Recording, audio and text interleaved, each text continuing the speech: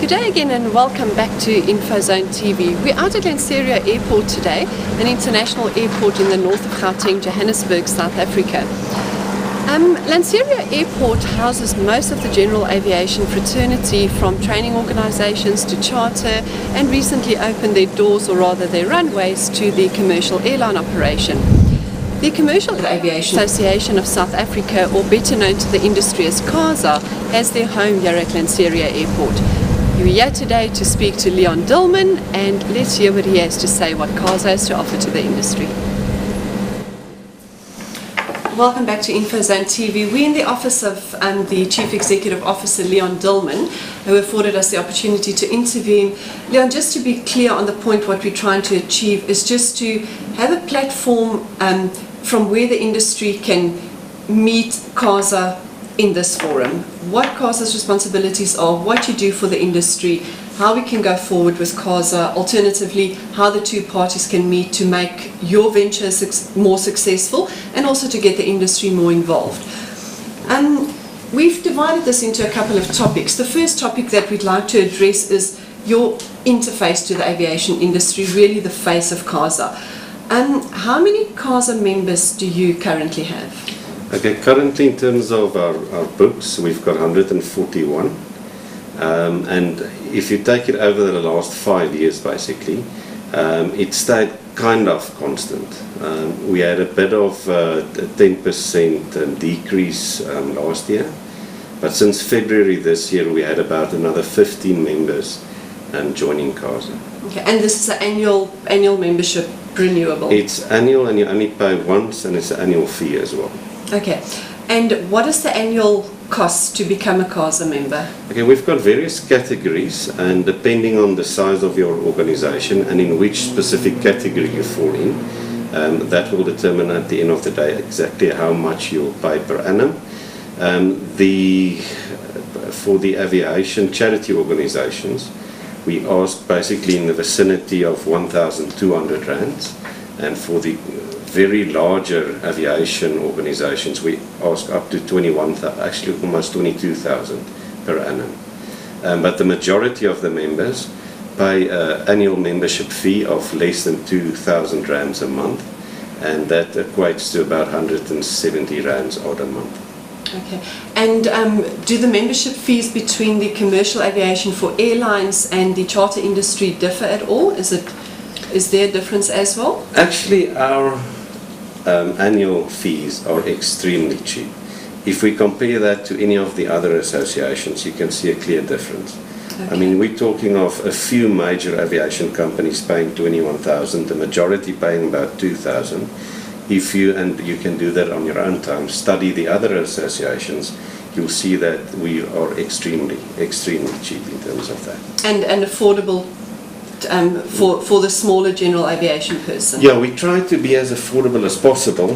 We understand that in terms of the smaller aviation companies and our industry, it's difficult to pay 100,000 or 200,000 per annum for these purposes. So we try to make it as cheap as possible, and to be honest, only 10% of our total turnover is recovered in terms of membership. Okay.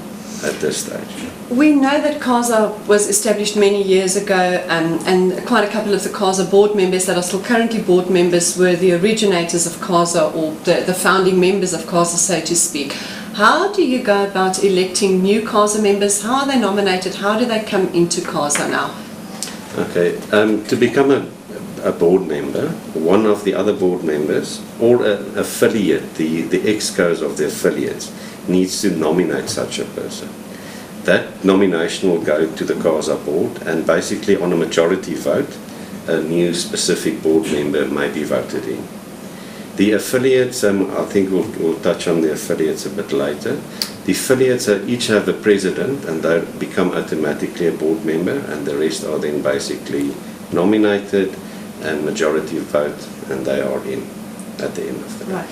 How do you cut out, to be fair to the industry, how do you cut out the friendship issue? Yeah? How do you keep it strictly? For instance, let me give you an example. If a board member does nominate an individual, how do you ensure that that individual meets the necessary criteria that you require, has the required industry experience, can be a spokesperson on behalf of CAASA? How do you eliminate any problems that may arise there? Okay, we follow quite an extensive process to determine who we want to have as board members, besides the ones that are nominated. And we go through a complete process to determine if that person is firstly to the advantage of CAASA, to the advantage of the general aviation industry, and we look at various other factors to make sure that at least that board member will, at the end of the day, promote CAASA and general aviation issues. So we make sure that the board members are not just placed in there because of friendship.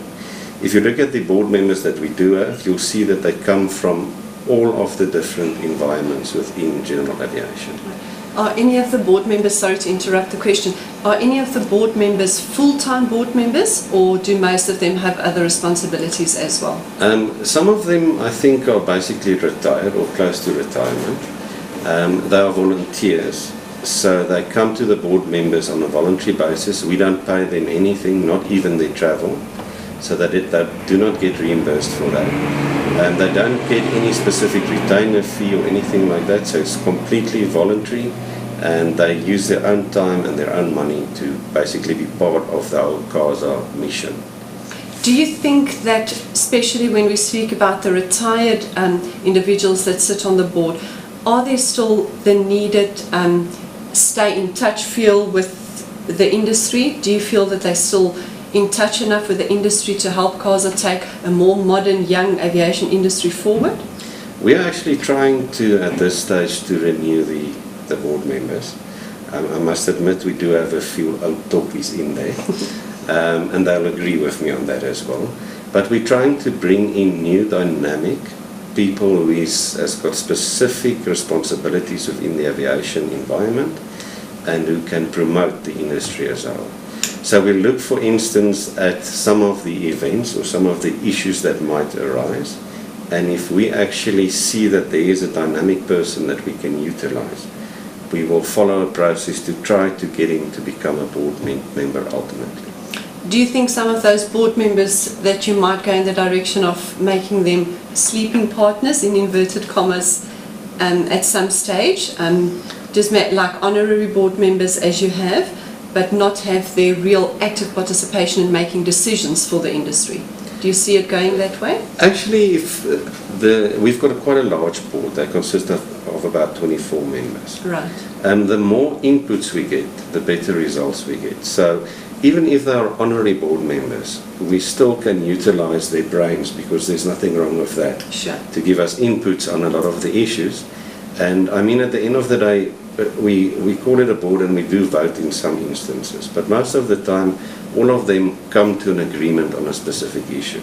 And to have that, those guys with all that experience just on the side without any input is going to be, I think, detrimental to us. So yes, the new guys needs to be there. They need to give inputs to us, but we also need the experience and the detail that they still have with them to bring to the table. As a last question on this topic, the board members, you did mention that you don't pay for any of their travel, you don't pay for any of their expenses while they're here. Do they benefit financially from CAASA in any other way? Not at all. I sometimes wonder how we can keep it going like that. Okay. But they don't get anything out of that. You see, most of these people are passionate about aviation. They want to see things change. They want to make a difference. So they are willing to use their own time, their own money to get it done. So we've got that, basically, and that's the way we work it. Closing on this topic, we can see that Leon really emphasizes the fact that CAASA is made up from people that are absolutely passionate about the industry and gets no financial gain from it, but they do have a lot of experience, a lot of expertise that they can give back to the industry. However, it is really acknowledged that new blood is definitely needed in the industry. Thank you for that topic, Leon. Much appreciated.